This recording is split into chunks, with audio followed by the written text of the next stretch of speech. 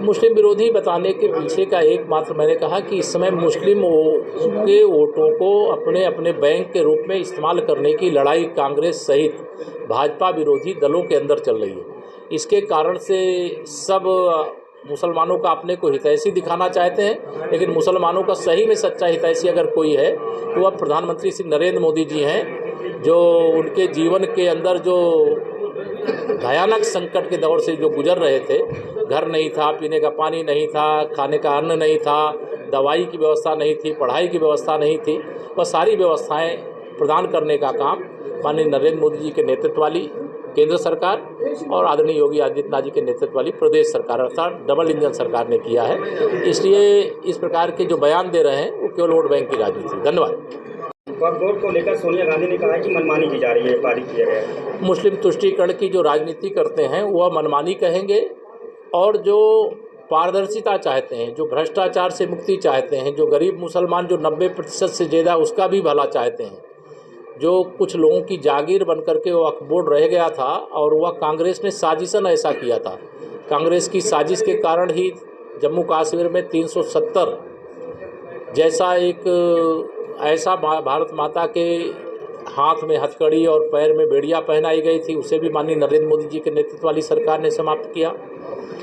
श्री राम जन्मभूमि का मंदिर जब भगवान सोमनाथ का मंदिर बना था उस समय बन जाना चाहिए था, लेकिन उसको भी कांग्रेस ने नहीं होने दिया। केवल मुस्लिम तुष्टीकरण की घटिया राजनीति के कारण से आज रामलला का भव्य मंदिर भी बन गया है।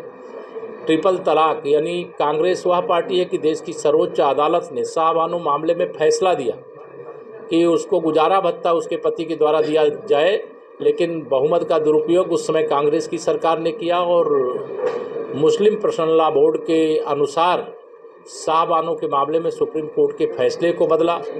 माननीय नरेंद्र मोदी जी के नेतृत्व में ट्रिपल तलाक के आधार पर जो मुस्लिम महिलाओं पर अत्याचार होता था उसको रोकने का काम किया गया। ये कांग्रेस के कारण नहीं हुआ, ये भाजपा के कारण हुआ।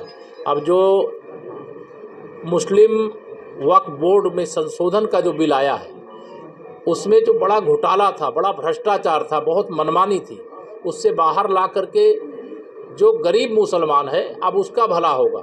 अब माफिया टाइप के जो लोग उसके अंदर घुसे थे अब उनका भला नहीं होगा।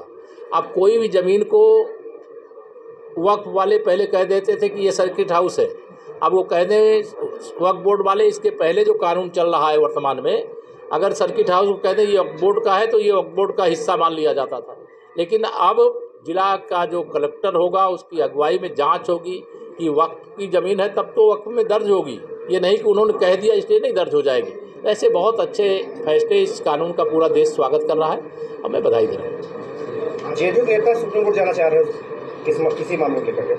जाने दो, सुप्रीम कोर्ट देखिए, अदालत के दरवाजे तो सबके लिए खुले हुए हैं, जो जाना चाहता है अदालत जा सकता है। यही तो इस पहले जो वक्फ बोर्ड का बिल था, कानून था, उसमें कोई अपील करने का स्पेस नहीं था और इसमें तो स्पेस भी दिया गया है। इस बार जो अभी कल लोकसभा से पास हुआ है, आज राज्यसभा से भी पास हो जाएगा, ऐसा हमें विश्वास है।